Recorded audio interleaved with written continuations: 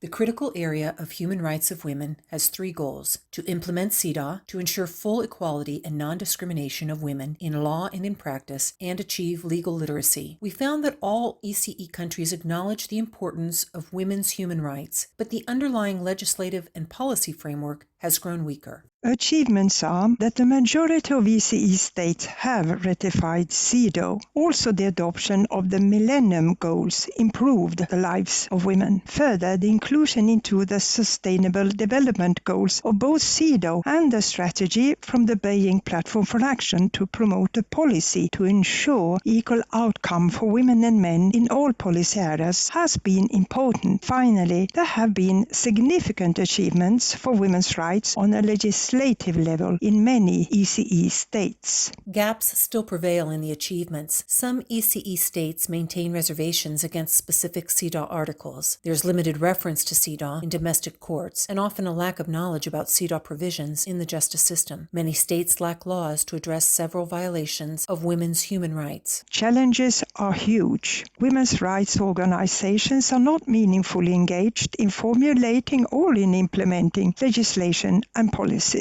Lack of representation of women in political and private spheres continues. The recent rise in diverse political forces opposing women's rights and anti-discrimination initiatives are harming women. In addition, there is a huge lack of funding across ECE states to fulfill their obligations to improve the lives of women, especially those women living under the harshest conditions.